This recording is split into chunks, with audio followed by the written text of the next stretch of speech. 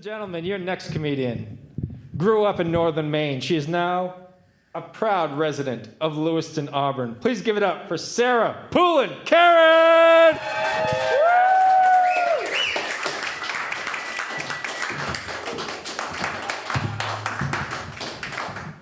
I said to my kid as I was leaving, I'll be lucky if I don't trip falling up onto the stage. And he said, that's cool, Mom. If that happens, just make sure it's funny. All right, cool. Good idea. So I'm told often that I'm intimidating. I can't imagine why. I can, actually. I'm 6 feet tall and I'm built like this. It's hard to be anything but intimidating. It's usually men that tell me that, and I understand. They're not used to seeing a woman who's 6 feet tall. I get it. I try to compare myself to things that are not so scary, like twin mattresses. Not scary, 6 feet tall. Full-size refrigerator. Not scary, 6 feet tall.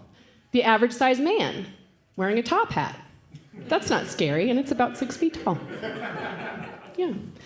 I try to minimize my giantess status, too. I realize that I'm tall, so I try to be helpful whenever I can. I help little old ladies in the grocery store to reach things on the top shelf. That's hard to reach,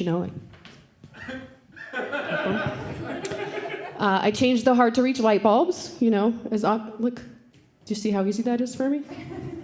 I do that as often as I can. And I also always try to compliment the average-sized man on their top hat. Just to boost them, boost them up a little bit. It's important that you boost them up.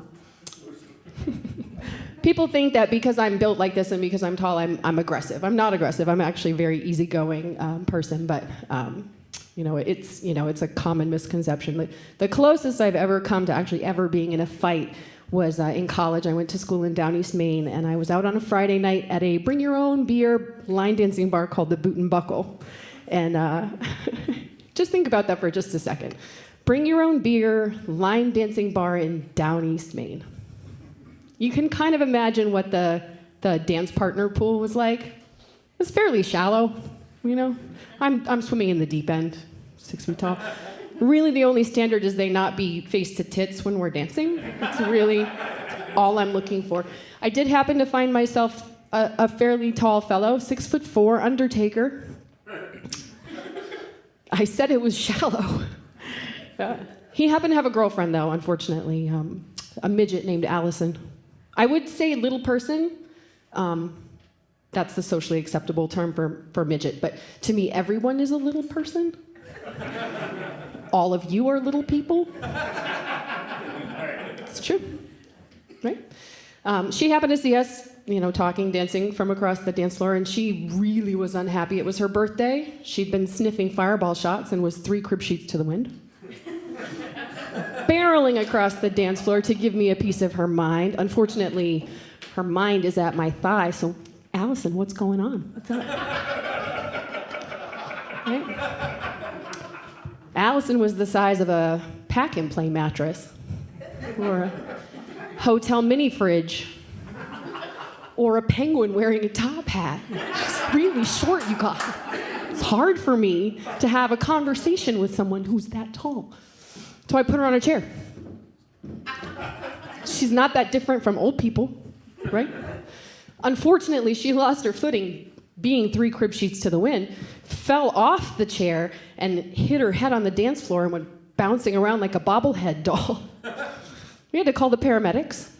They had to come and scoop her up, put her on a pizza box-sized stretcher and carry her away to the ambulance, which was actually just a golf cart with a siren on the top.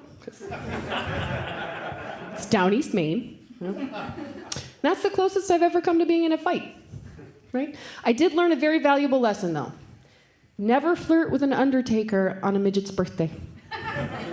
It's bad luck, and the over-under odds are terrible. Really bad. Yeah.